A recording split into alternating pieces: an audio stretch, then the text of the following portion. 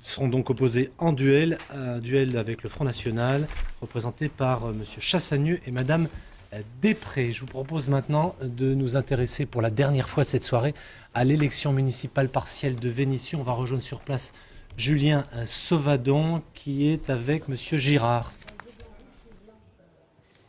C'est ça, Olivier. Je vous rappelle donc les résultats de ce premier tour à Vénissieux. Madame Picard, pour le Parti communiste, la maire sortante, est arrivée en tête avec 37,66% des voix, suivi de Christophe Girard pour l'UMP à 28,65%.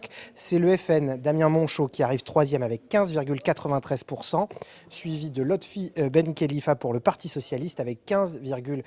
Un dernier score, 2,79%. C'est pour Monsieur Tardy de Lutte ouvrière. Il y aura donc une quadrangulaire et on en parle avec Monsieur Girard qui représente donc l'UMP et la droite réunie. Comment vous analysez votre score ? Écoutez, c'est très clair. Aujourd'hui, ce soir, on a réaffirmé de façon très nette que nous étions vraiment en possibilité de faire changer les choses à Vénissieux et d'être si vous voulez, l'alternative, la seule alternative possible. Aujourd'hui, c'est soit Picard, soit Girard. Et aujourd'hui, c'est clair, les scores le démontrent. Il y a quelque chose de préoccupant à Vénissieux, c'est l'abstention. Tout à fait. 60% d'abstention pour cette élection, ça vous inspire quoi ? Ça m'inspire qu'on a effectivement un énorme réservoir de voix aujourd'hui. Aujourd'hui, on a beaucoup de gens qui... Vous pensez au deuxième tour, évidemment. Bien sûr, pour le deuxième tour. C'est vrai qu'aujourd'hui, on a beaucoup de gens qui sont dans un fatalisme, qui se disent « c'est pas possible, ça ne changera pas ». Eh bien aujourd'hui, on a fait la démonstration ce soir que c'était possible, justement, parce que vraiment, on montre que à Vénissieux, eh bien, on a la possibilité de faire l'alternance. Un dernier mot, tout à l'heure, on avait Damien Monchot, le candidat Front National ici à Vénissieux, qui était sur notre antenne et qui a dit qu'il était ouvert à toute proposition pour le second tour. Clairement, il vous tend la main. Vous lui la prenez, cette main ? Nous, aujourd'hui, on a fait le choix de faire un rassemblement qui se pose sur la compétence. Aujourd'hui, on a cherché à faire un rassemblement, encore une fois, solide, qui est vraiment au service des Vénitiens, pas avec du bidouillage ou des choses qui arrivent au dernier moment. Donc aujourd'hui, notre rassemblement, c'est clair, il continue, c'est le même, il n'y a pas de raison d'en changer. Donc vous dites non, clair et ferme à Damien Monchot du FN ? Effectivement, simplement, il y a aujourd'hui... Encore une fois, je vous dis, on est sur la compétence. Donc oui, c'est non. Parce qu'on a des gens qui débarquent, qui sont dans n'importe quoi. Aujourd'hui, les Vénitiens se sont exprimés peut-être avec des ras-le-bol, avec une contestation, tout ce qu'ils veulent. Mais aujourd'hui, on a besoin de gens compétents pour gérer cette ville. Et cette compétence, nous l'avons rassemblée dans notre grand rassemblement, encore une fois. Merci beaucoup, Monsieur Girard. Et donc, le deuxième tour. Vous voyez, il ne reste plus grand monde à la mairie de Vénissieux, à part l'équipe de Monsieur Girard, que vous entendez derrière moi. Merci Julien Sauvadon. Puisqu'on est à Vénissieux, je vais vous montrer cette image. Elle a été filmée il y a quelques minutes. Ce sont les supporters de Michel Picard, donc de l'ancienne maire communiste de Vénissieux, qui est arrivée en tête du premier tour de cette élection municipale partielle, en totalisant donc un peu plus de 37% des voix. Et sur ces autres faits, voilà pour cette ambiance...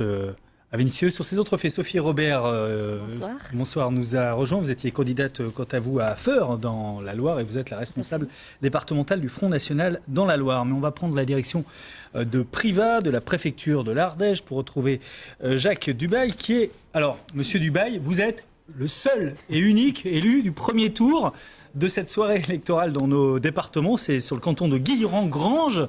Félicitations à vous. C'est pas pour autant que la droite et l'union de la droite peut espérer emporter l'Ardèche. C'est peut-être plus compliqué que prévu. C'est vous qui le dites. En tout cas, nous, on est très heureux. Voilà, il y a une vraie dynamique qui s'est créée sur ce département.